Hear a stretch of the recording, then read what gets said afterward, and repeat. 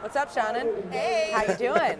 I'm up on the deck. This is great. It's pretty amazing. Yeah. But not only are you just up on the deck, we're all new entrants to the Marvel family. Yeah. So this is a new. They gave the newbies the deck, y'all. We're not giving it back. No, No, we I are like- ooh, I not like that. We're not giving giving it it back. back. You hear We've that? taken over the treehouse. We have passwords. We're not giving it back. Exactly. Yeah. So How has your Comic-Con been so far? Where people are screaming behind us They're right so now. having an amazing Are they time. setting fires down there? No, What's they going just on? heard you were here. I'm having a wonderful time. I always have a great time at Comic-Con. So What is your favorite thing about Comic-Con? If you had to put a finger on it, what is your favorite thing? honestly, the exhibit hall. I start at the beginning.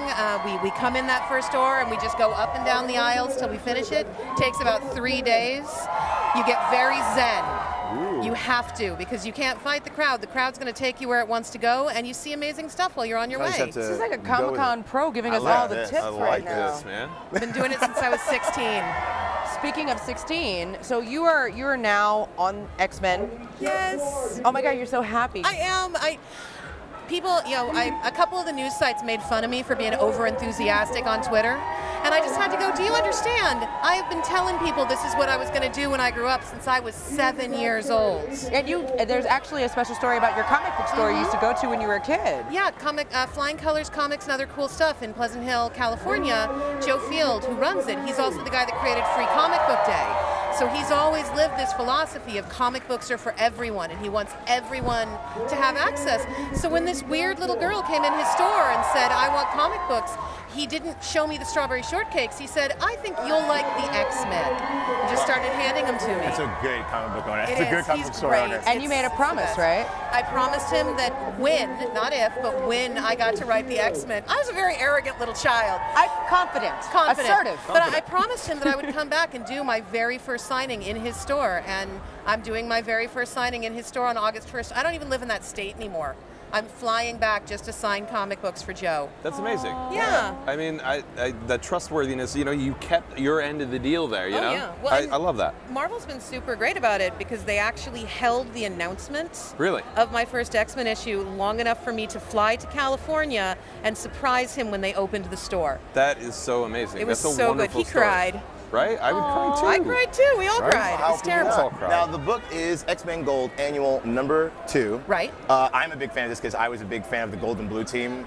Growing up, I loved Oh, yeah. that separation of the two teams hanging out. So tell us a bit about the story and what we can expect. Well, so this is sort of a flashback story. It fits into a hole in the continuity, and it's Kitty Pryde when she's 15, so she's new to the team. The New Mutants haven't happened yet. The Brood saga hasn't happened yet. She's only recently come out of Days of Future Past, deciding, I want 5 minutes to breathe and figure out, is this all I'm going to be? Am I just going to be a superhero? Am I going to let being a mutant define me? I'm going to summer camp. I'm out, peace. And so she goes off to summer camp, and things happen there. And I've written about 30 novels. I'm very prolific. It is the most emotionally draining thing I've ever done, because I sat there the whole time going, this is canon. These trees I'm describing in this panel, those are canonical trees. Other X-Men writers will have to contend with those trees. Yeah. So it was overwhelming but wonderful. Oh yeah, I'm sure, and I think that's such an amazing story because we always see the superheroes, the Marvel heroes, having these epic battles and adventures, and we realize at some point you have to sit down and go, man, what a Tuesday that was. Right? Right? Man, Galactus, what a guy, right? There was a point when all of the X-women just went to the mall and spent the day buying dresses and getting massages and eating dinner and acquiring Jubilee as sort of a free souvenir of the day.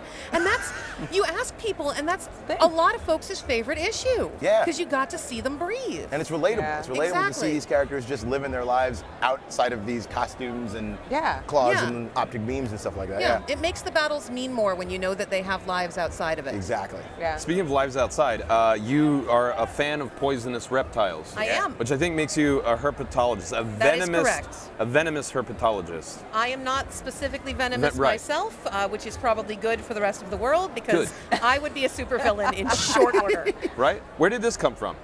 I like snakes. Yeah? I grew up in California in the shadow of a mountain called Mount Diablo, which is a wildlife park. Okay. And we had rattlesnakes, and we had lizards, and we had non-rattlesnakes, and frogs and toads, and I just brought them all home and put them in the bathroom.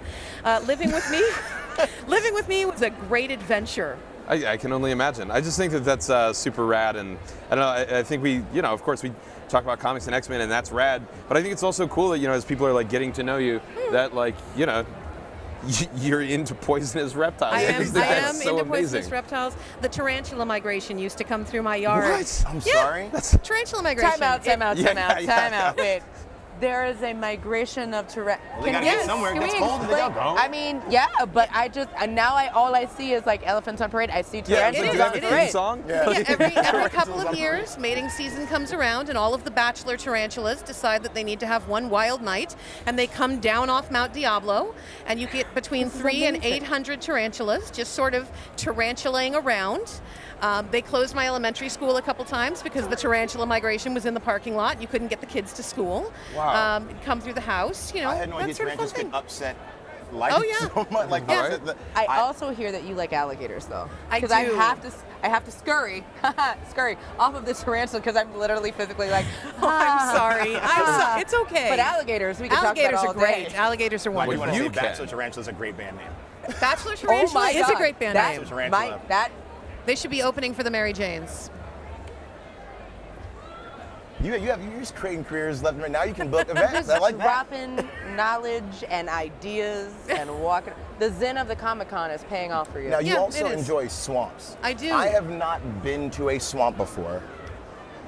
What? How have you never been to a I'm swamp? from New York City. We don't have You have cranberry swamps. bogs. That old bog. I forget. I don't know anywhere any swamps are. Bogs? That old bog. I'm I going had to no be in idea New we'd be York in talking about October. Look me biomes up. I will take on you the to a deck today. swamp. I will happening. live tweet my swamp excursion. It'll be My great. swamp We venture. will I have- really feel we'll like have it a needs to good be time. live streamed. Yeah. I'll live stream the No, swamp. that's how you start a Blair Witch movie. you don't take Yeah, a live I'd like to- stream I'd of like the to come swamp. back from the swamp, please. Oh, me too. I would also like to come back from the swamp. So you just came back from New Orleans. Yeah, I was just in New Orleans for the American Library Association conference. Yes, and there were some alligator. There were some alligators. I went out on a herpetological survey where we get in these little boats and we row out into the swamp. Justin is so excited right now. We row out into the swamp with coolers full of raw chicken and sticks, and you put the raw chicken on the stick, and then you hit the water until the alligators come, and then you count the alligators. And that was a wonderful way to spend a very early morning. The herpetologist picked me up from my hotel at 3 a.m. and we drove out. And I was having breakfast with my publicist that morning around 10, and she says, "Oh, are you going to meet up with those herpetologist friends of yours?" "Oh, we did it last night at 3 a.m. When you said herpetological survey, I was expecting how do you feel about swamps on a scale of like 1 to 10? Feeling very good. No, Big, no. like a big, No, big, you big go smile out in a means boat. really happy. Yeah. Small smile means not so Yeah. pleased. Not so much. You just go out and you count them. And we had a 15-foot alligator try to get into a 10-foot boat. Wow. And that Just was like the they best do. thing that happened at that entire conference. Where are you from again? California, originally. Now I'm in Washington State. Wow. They broke the mold on you, my friend. But My mother says something similar. Yeah. But now all I can picture is you and Justin having a great show and they're being involved in alligator dish, in which you would then invite Alligator me. is delicious. Alligator is so tasty. And I So- can help If catch I the can serve alligator. Ryan Python, I'm pretty sure anything in the herpetological the subsect of food, Yeah. I can handle. I'll go out and find the alligator. We can use him as bait to catch I'm the sorry, time- alligator. Nope. You I can didn't cook agree the with alligator, you. and You're she'll gonna put me on help the end of eat a the stick, You're alligator. gonna put me on the end of a stick and slap the water with me. Yes, I am. Which I would not mind. Yeah, it'd be fun.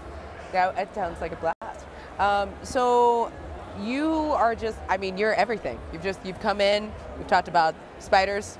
Talked Spiders, about yeah. you have funny stories about animals, and you tell amazing stories about people. What is this? You always wanted to do this. Yeah, my whole life. This is what I've wanted to do. I found out that people wrote stories when I was about 7, which is when I decided I was going to write the X-Men, and have been very firm on that's what I'm going to be when I grow up. My entire life. I'm a little afraid that this means I have to finally admit I grew up, but hopefully I can get away without it. You're only as old as you feel inside. Exactly. So if you're still that, I can kind of still see that little girl like being very, very happy. I'm so happy. It's really unreasonable how happy I am. You know what? Never be sorry for being happy. How many people can say what I want to be when I grow up, and they stay with it until it's a reality? Yeah. My mom has a picture of me with my Spider-Man comics when I was 8, just and I'll find it and put it online. But I'm just crying because Gwen Stacy had been thrown off a bridge, and I said I would fix it someday. Oh, and I get to. Yeah. So we're doing well. I'm placating my inner child a little bit at a time. I think your inner child is doing well. Well, Seanan, thank you so much for joining us. Thank you for having me. You are maybe the most fascinating person I've ever met in my life. You need to get out more. I do. I know. We'll get to the swamp. Yeah, the swamp. We will. I'm going to ping you in October. We will go.